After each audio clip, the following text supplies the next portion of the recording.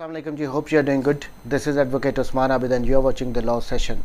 We are doing Qatl series and we have already done up till section 308 and today we will start from section 309. So section 309 waiver of qisas in Qatl Amd. Waiver का मतलब होता है छोड़ देना, माफ़ कर देना, without any compensation किसी को अल्लाह वास्ते माफ़ कर देना। ये उससे रिलेटेड है कि किसास के राइट को जब कैसे माफ़ किया जाता है। सेक्शन 309 इन केस ऑफ कत्ल अम्द एन एडल्ट सेन वली। अब यहाँ पे दो बातें आ गई हैं कि जो वली होगा उसको वो एडल्ट होना चाहिए, ओवर 18 ईयर्स ऑफ एज होना चाहिए और सेन होना चाहिए, वो इनसेन पागल नहीं होना चाहिए। वो वली may at any time and without any compensation waive his right of किसास। वो किसी भी वक्त अपना राइट ऑफ किसास वेव कर सकता है। ये सब सेक्शन 1 में क्लियरली बता दिया। अब ये एट एनी टाइम का मतलब यहाँ पे ये है कि वो ट्रायल स्टेज पे भी कर सकता है, वो एपलेट स्टेज पे भी कर सकता है, अपना राइट ऑफ किसास को वेव कर सकता है, माफ़ कर सकता है। अब इसकी प्रोवाइजो जो है, provided that the right of किसास शैल नॉट बी वेव्ड। किन सूरतों में राइट ऑफ किसास वेव नहीं किया जाएगा? Number 1 where the government is the वली। जहाँ पे जो डिसीज्ड है उसका कोई वली ही ना हो और गवर्नमेंट उसकी वली हो, तो गवर्नमेंट राइट ऑफ किसास को वेव नहीं कर सकती, माफ़ नहीं उसको कर सकती गवर्नमेंट।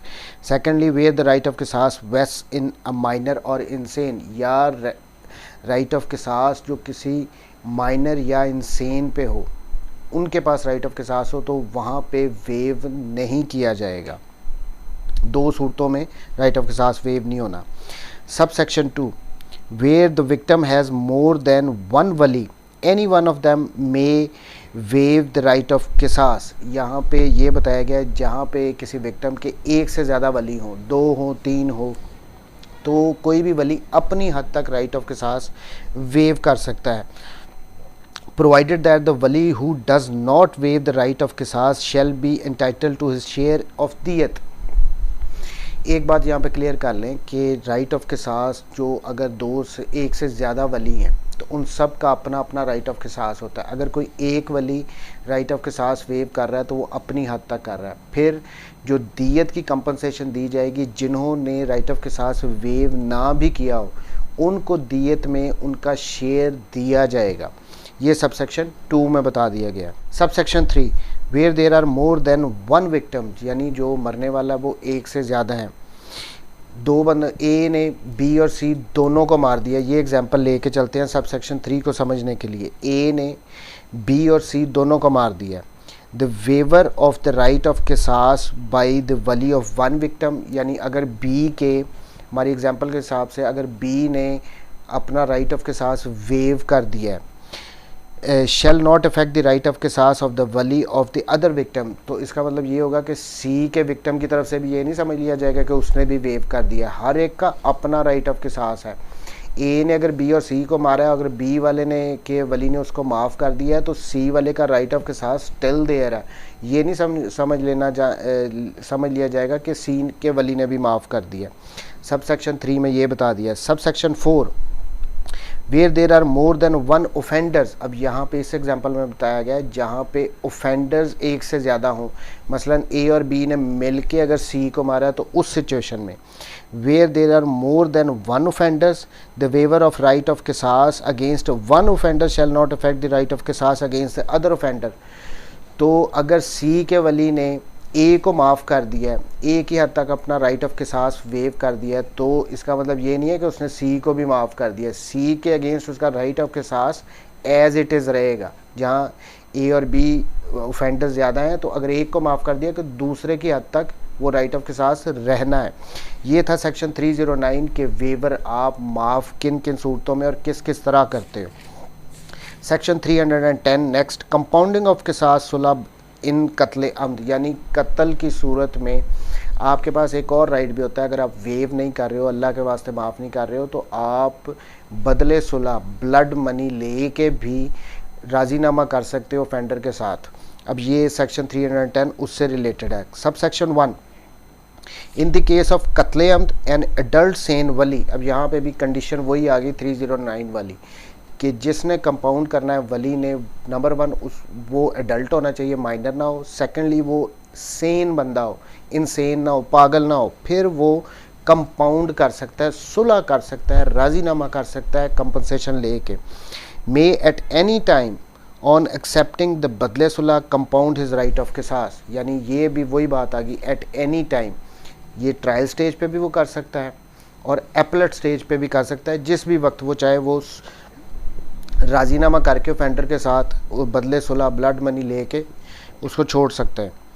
अब इसके साथ जो प्रोवाइजो ऐड है, provided that a female shell not be given in marriage और अदरवाइज इन बदले सुलह। अब यहाँ पे एक कॉमन प्रैक्टिस देहातों वगैरह पे चलती है कि ब्लड मनी के तौर बदले सुलह के तौर पे राजीनामा करने के लिए औरतें का निकाह करवा दिया जाता है या उनको वैसे ही दे दिया जाता है। तो इस प्रोवाइज़ो में ये बता दिया गया है कि बदले सुलह जो होगी उसमें किसी औरत को आपने उसकी शादी नहीं करवानी या उसको वैसे ही नहीं दे देना, ये मना है बदले सुलह के लिए, राजीनामा करने के लिए।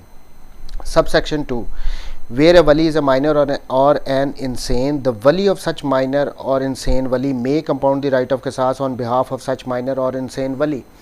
जहाँ पे ऊपर उसने क्लियर कट कह दिया था सबसेक्शन 1 में कि जो वली है उसका सेन होना ज़रूरी है, वो एडल्ट होना ज़रूरी है। लेकिन अगर राइट ऑफ किसास वेस्ट कर रहा हो किसी माइनर में या किसी इंसेन बंदे में, तो उस माइनर या इंसेन वली के जो वली होंगे वो उन माइनर या इंसेन वली के बिहाफ पे कंपाउंड कर सकते हैं इस ऑफेंस को।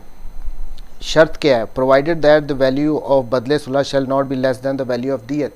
लेकिन कंडीशन ये है कि जो बदले सुलह होगी, जो ब्लड मनी होगी, वो दियत से कम नहीं होनी चाहिए। अब दियत यानी 30,630 ग्राम ऑफ सिल्वर मनी, जो कि जिसके इक्वल अमाउंट होती है, जो कि फेडरल गवर्नमेंट हर साल 1 जुलाई पे नोटिफिकेशन के ज़रिए बताती है कि इस साल के लिए दियत की वैल्यू इतनी होगी, उससे कम नहीं होगी अगर माइनर या इंसेन वली के बिहाफ पे उनके वली कंपाउंड कर रहे हैं ऑफेंस को। Subsection 3. Where the government is the wali it may compound the right of qisas. यहाँ पे सबसेक्शन 3 में बताया गया है कि जैसे हमने 309 में ये पढ़ा कि गवर्नमेंट जो होती है, अगर विक्टिम का कोई वली ना हो तो गवर्नमेंट उसकी वली होती है। गवर्नमेंट वेव नहीं कर सकती राइट ऑफ किसास, कंपाउंड कर सकती है, यानी वो बदले सुलह ले सकती है। और प्रोवाइज़ो में ये बता दिया गया है कि जो बदले सुलह होगा वो दियत की वैल्यू से कम नहीं होगा। सबसेक्शन 4. वेयर द बदले सुलह इज़ नॉट डिटरमेंट, जहाँ पे बदले सुलह यानी ब्लड मनी कितनी लेनी है वो डिटरमिन ना की गई हो, और इज़ ए प्रॉपर्टी या कोई प्रॉपर्टी हो, और ए राइट या किसी किस्म का राइट हो जिसकी value in the form of money under sharia ना डिटरमिन की जा सकती हो, तो इन सूरतों में दियत की अमाउंट जो है वो कंपाउंड जो करने के लिए दियत की अमाउंट कंसिडर की जाएगी कि वो ऑफेंडर पे करेगा इन सूरतों में। सबसेक्शन 5. बदले सुलह may be paid or given on demand or on a deferred date as may be agreed upon between the offender and the wali. अब सब ये हमें समझना पड़ेगा कि ये जो कंपाउंडिंग ऑफ ऑफेंस है ना, this is a kind of agreement between the offender and wali. उनके दरमियान एक किस्म का राजीनामा होता है, एक एग्रीमेंट होता है जिस पे दोनों पार्टीज़ एग्री होती हैं। सबसेक्शन 5 में कह दिया जो बदले सुलह होगी वो या तो ऑन डिमांड, यानी जब वो डिमांड करेंगे उस वक्त दी जा सकती है, या किसी बाद की डेट पे जिस पे दोनों पार्टीज़ एग्री हो जाएंगी उस डेट पे दी जाएगी। यानी म्यूचुअल अंडरस्टैंडिंग के साथ इन्होंने सारा इसको करना होता है, एग्री करना होता है इस एग्रीमेंट पे कि किस तरह सुलह की जो अमाउंट है वो दी जानी है। अब सेक्शन 310 की जो एक्सप्लेनेशन है, इन दिस सेक्शन बदले सुलह मीन्स म्यूचुअली एग्रीड कंपनसेशन, यानी दोनों पार्टीज़ ने म्यूचुअली एग्री होना है उस कंपनसेशन पे, उसकी अमाउंट कितनी है, according to sharia to be paid or given by the offender to a wali in cash, यानी कैश में दी जा सकती है, और इन काइंड या किसी किस्म की और तरीके से दी जा सकती है, और इन द फॉर्म ऑफ मूवेबल और इमूवेबल प्रॉपर्टी। तो क्लियर कट इस एक्सप्लेनेशन में बता दिया गया कि जो बदले सुलह होगी या तो वो कैश की सूरत में होगी या किसी मूवेबल इमूवेबल प्रॉपर्टी की सूरत में या किसी और फॉर्म में भी हो सकती है, जिस पे म्यूचुअली वली और ऑफेंडर एग्री कर गए हों उस तरह बदले सुलह दी जाएगी। सो ये थे 2 सेक्शन बड़े इंपॉर्टेंट हैं। सेक्शन 309 वेवर यानी विदाउट एनी कंपनसेशन किसी को माफ़ कर देना, उसका राइट ऑफ किसास छोड़ देना अपना, और 310 में के कंपाउंड करना, राजीनामा करना, एग्रीमेंट करना with the offender, between the offender and wali, कि वो मिल के एग्री कर लेते हैं इन कंडीशंस पे राजीनामा हम कर रहे हैं। और ये दोनों किसी भी स्टेज पे हो सकते हैं, चाहे वो एपलेट स्टेज पे हो चाहे वो ट्रायल स्टेज पे हो जाए। नेक्स्ट सेक्शन 310A, ये बड़ा इंपॉर्टेंट है। मैंने सेक्शन 309 में हमने पढ़ा था कि औरत को किसी फीमेल को उसकी शादी नहीं करवा देनी, निकाह में नहीं दे देना, या वैसे ही सुलह के तौर पे नहीं दे देना। अब यहाँ पे पनिशमेंट बताई गई है 310A में कि अगर कोई किसी औरत का शादी करवाते हैं सुलह में या वैसे ही दे देते हैं तो उसमें पनिशमेंट क्या होगी।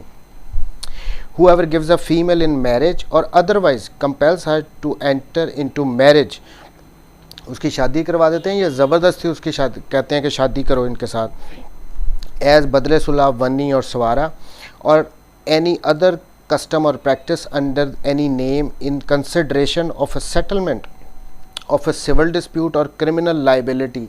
अब ये इसमें दोनों बातें कर दी हैं 310A में, यानी सिविल केस में भी अगर आप किसी औरत का निकाह करवाते हो या उसको ज़बरदस्ती कंपेल करते हो कि शादी करो हमारी सुलह करने के लिए, या फिर क्रिमिनल केस में आप करते हो, दोनों केसेस में shall be punishment with imprisonment of either description with for a term which may extend to 7 years, तो 7 साल तक की either description यानी सिंपल भी हो सकती है और दूसरी भी हो सकती है, but shall not be less than 3 years, यानी मैक्सिमम 7 years और कम से कम 3 साल, 3 से 7 साल के दरमियान पनिशमेंट होगी अगर आप किसी औरत की ज़बरदस्ती शादी करवाओगे सुलह के तौर पे। And shall also be liable to fine of 500,000 rupees, और 5 लाख तक का आप पैसे भी दोगे, जुर्माना भी पे करोगे, और 3 से 7 साल तक की सज़ा। अब नेक्स्ट सेक्शन 311, ये भी सेक्शन बड़ा इंपॉर्टेंट है। ये बता रहा है कि अगर राइट ऑफ किसास को वेव कर दिया गया हो या कंपाउंड कर दिया गया हो, फिर भी कोर्ट जो है वो ऑफेंडर को ताज़ीर के तहत पनिश कर सकती है, इम्प्रिजनमेंट दे सकती है। अब वो किन सूरतों में, ये सेक्शन बहुत इंपॉर्टेंट है। वलीज़ ने तो अपना अगर राइट ऑफ किसास वेव कर दिया, कंपाउंड कर दिया, फिर भी कोर्ट सज़ा दे सकती है। Not with standing anything contained in section 309 और सेक्शन 310, यानी सेक्शन 309 और 310 में जो कुछ भी कहा है वो एज इट इज़, उसको छोड़ के सेक्शन 311 की हद तक ये एप्लीकेबल होगा। Where all the walis do not waive, यानी पहली बात तो ये आ गई कि जहाँ पे एक से ज़्यादा वली हैं, किसी एक ने माफ़ कर दिया, 2 ने माफ़ कर दिया, बाकियों ने माफ़ नहीं किया, उस सूरत में।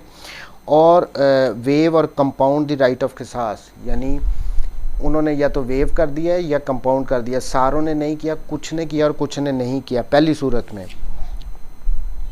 और इफ़ द प्रिंसिपल ऑफ फसाद फिल अर्ज इज़ अट्रैक्टेड, या फिर प्रिंसिपल ऑफ फसाद फिल अर्ज अट्रैक्ट कर रहा होगा, ये 2 सूरतें हो गई। द कोर्ट में having regard to the facts and circumstances of the case, court case के हालातों वाक़यात को देख के फिर भी क्या सज़ा दे सकती है। May punish an offender against whom the right of qisas has been waived or compounded with death or imprisonment for life, यानी डेथ की सज़ा भी दे सकती है कोर्ट फिर भी, और इम्प्रिजनमेंट ऑफ लाइफ यानी उम्र कैद भी दे सकती है, or imprisonment of either description for a term which may extend to 14 years as tazir. तो भी 2 सूरतें बता दी गई हैं। पहली बात तो सारे वलियों ने अगर वेव या कंपाउंड ना किया हो, पहली सूरत। दूसरी सूरत फसाद फिल अर्ज का प्रिंसिपल अट्रैक्ट हो रहा हो, तो कोर्ट इवन देन अगर केस के फैक्ट से लगता है कि इसको पनिश करना चाहिए तो कोर्ट फिर भी डेथ भी दे सकती है, उम्र कैद भी दे सकती है, या कम से कम 14 साल की सज़ा कोर्ट दे सकती है। ये कोर्ट के पास पावर है सेक्शन 311 के अंडर।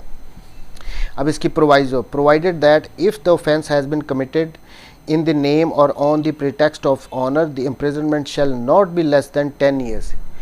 अब यहाँ पे ये बता दिया गया है प्रोवाइजो में कि अगर तो ये कत्ल गैरत के नाम पे किया गया था, फिर उस सूरत में 10 साल से कम की सज़ा कोर्ट नहीं देगी, बेशक कंपाउंड हो गया हो या फसाद फिल अर्ज़ का प्रिंसिपल अट्रैक्ट कर रहा हो वहाँ पे, सो 10 साल से कम नहीं होगी। अब यहाँ पे एक्सप्लेनेशन में फसाद फिल अर्ज़ के प्रिंसिपल को एक्सप्लेन किया गया। अब फसाद फिल अर्ज़ ये मतलब होता है कि जो ऑफेंडर है वो हैबिचुअल है, प्रीवियसली कन्विक्ट है, वो इस तरह के ऑफेंसेस करता रहता है, या उसने किसी बहुत ही ब्रूटल शॉकिंग मैनर में ये मर्डर किया था जिससे पूरी जो कम्युनिटी है वो डिस्टर्ब हुई है, या अगर इसको छोड़ देंगे तो ये बाहर निकल के इस किस्म के ऑफेंसेस दोबारा रिपीट करेगा। तो ये प्रिंसिपल होता है फसाद फिल अर्ज़ का। अब इसकी एक एग्जांपल अगर हम लें तो आजकल नूर मुकद्दम का केस है जिसमें उसने बहुत ब्रूटली उस खातून को मर्डर किया है, पहले फायर किए हैं, उसके बाद उनका गला काटा है। सो ये यहाँ पे उस केस में, नूर मुकद्दम केस में, ये फसाद फिल अर्ज़ का प्रिंसिपल अट्रैक्ट होता है। इस किस्म के जो मर्डर किए जाएंगे वो आते हैं फसाद फिल अर्ज़ में। यहाँ पे फसाद फिल अर्ज़ को एक्सप्लेन कर दिया गया। ये होता है, इस सूरत में कोर्ट सज़ा दे सकती है बेशक वलीज़ ने वेव कर दिया हो या कंपाउंड कर लिया हो। सो सेक्शन 312 ये भी बड़ा इंपॉर्टेंट है। इसमें ये बताया गया है कि अगर तो राइट ऑफ किसास वेव कर दिया गया हो या कंपाउंड कर दिया गया, और जिस वली ने राइट ऑफ किसास वेव किया या कंपाउंड किया है वो जब बाहर आता है बंदा, तो उसको अगर वली ने ही कत्ल कर दिया हो, हमारे यहाँ पे ऐसे होता है कि पहले कई दफ़ा कई केसेस में इस तरह हो सकता है कि वो राइट ऑफ किसास वेव करते हैं कि ये बाहर आएगा तो हम इसको खुद मारेंगे। उस सूरत में वली को क्या सज़ा दी जाएगी, ये सेक्शन 312 में बताया गया। Where a wali commits qatl amd of a convict against whom the right of qisas has been waived under section 309 or compounded under section 310, such wali shall be punished with, यानी उस convict को जिसके against right of qisas wave किया गया है या compound किया गया, तो वली ने अगर उसको मार दिया तो उसको सज़ा क्या होगी। नंबर 1 किसास, यानी डेथ एज किसास होगी। If he had himself waived or compounded the right of किसास against the victim against the convict, यानी उसने खुद ही राइट ऑफ किसास वेव कर दिया वली ने या कंपाउंड कर लिया, फिर वो बाहर आया उसको मार दिया, or had the knowledge of such waiver of composition by another wali, या उसको ये नॉलेज हो कि किसी और वली ने इसको वेव कर दिया या कंपाउंड कर दिया, इन दोनों सूरतों में अगर वली मारता है तो उसको डेथ एज किसास दी जाएगी। Number 2 diyat if he had no knowledge of such waiver or composition, यानी दूसरी सूरत में अगर उसको नॉलेज ना हो कि राइट ऑफ किसास वेव किया गया है या कंपाउंड किया गया, तो फिर दियत की अमाउंट एज पनिशमेंट उसको देनी पड़ेगी। सो 2 सूरतें आ गई, किसास अगर उसने खुद ही वेव किया और नॉलेज है उसको, और दियत अगर उसको नॉलेज नहीं है तो फिर दियत की पनिशमेंट है।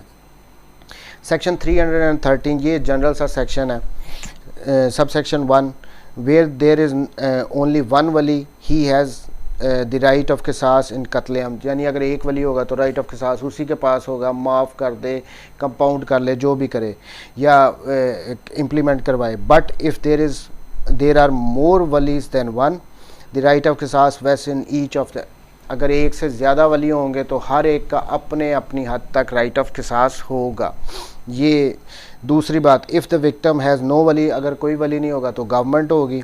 अगर जो वली हैं वो माइनर या इंसेन हो गए, दूसरी बात ये आ जाती है, तो फिर उसका बाप, या फिर अगर बाप ज़िंदा नहीं है तो दादा, तो इस तरह ऊपर की लड़ी वाले उसके वली कंसिडर किए जाएंगे, माइनर और इंसेन के। सेक्शन 313 ये जनरल सेक्शन था। सेक्शन 314, अब ये भी बड़ा इंपॉर्टेंट है कि जो डेथ एज किसास है या किसास की जो पनिशमेंट है वो एग्जीक्यूट कैसे करनी है। Sub section 1 qisas in qatl amd shall be executed by a functionary of the government by causing death of the convict as the court may direct. तो पहली बात तो ये आ गई कि जो एग्जीक्यूट करवानी है डेथ एज किसास वो गवर्नमेंट के फंक्शनरी ने देनी है, जो भी गवर्नमेंट का होगा मुलाजिम वो देगा। दूसरी बात कि मैनर भी कोर्ट बताएगी कि किस मैनर में इसको एग्जीक्यूट करना है, सरेआम देनी है, जेल में देनी है, जिस तरह भी देनी है वो मैनर कोर्ट ने डिटरमिन करना है। Sub section 2 किसास shall not be executed until all the walis are present at the time of execution, either personally or through their representatives authorized by them in writing in this behalf। दूसरी बात ये आ गई कि जब execute करवानी है ना, देनी तो वो गवर्नमेंट के फंक्शनरी के थ्रू एग्जीक्यूट होनी है, बट जो वलीज होंगे उन सब ने उस वक्त प्रेजेंट होना है, या खुद आएंगे या अपने किसी रिप्रेजेंटेटिव को भेज दें, बट इन राइटिंग देना है। अब यहाँ पे जो नेक्स्ट इसकी प्रोवाइजो इसके साथ अटैच की गई, उसमें ये बताया गया अगर वो खुद नहीं आते या उनके रिप्रेजेंटेटिव नहीं आते, दो इनको इन्फॉर्म किया गया था, तो फिर उनकी प्रेजेंस के बगैर भी किसास एग्जीक्यूट की जा सकती है। अब इसकी लॉजिक ये है कि सारे वलीस प्रेजेंट इसलिए करवाए जाते हैं कि शायद इनको रहम आ जाए, उस टाइम माफ़ कर दें, कि क्योंकि ये बड़ा एक मुश्किल काम होता है किसी को होते, तो इस लॉजिक से सारों को प्रेजेंट करवाया जाता है कि शायद आखिरी टाइम पे आके माफ़ कर दें। सब सेक्शन 3 ये भी बड़ा इंपॉर्टेंट है। इसमें ये बताया गया कि अगर तो जो कन्विक्ट है जिसके अगेंस्ट किसास एग्जीक्यूट करवानी है वो अगर फ़ीमेल हो और प्लस वो प्रेग्नेंट हो, तो इस सूरत में 2 साल के लिए उसकी जो किसास की पनिशमेंट है उसको एग्जीक्यूट नहीं करवाया जाएगा, प्लस उसको बेल पे रिलीज़ भी किया जा सकता है, ऑब्वियसली विद छोटीज़ वगैरह लेके उसको रिलीज़ भी किया जा सकता है। और अगर उसको रिलीज़ नहीं किया जाता तो फिर एज उसकी जो इम्प्रिजनमेंट होगी वो सिंपल इम्प्रिजनमेंट होगी। तो ये था सेक्शन 314 के किसास को एग्जीक्यूट कैसे करना है कत्ले अम्द की सिचुएशंस में। I'll see you in the next lecture. Thank you very much. Take care. Allah.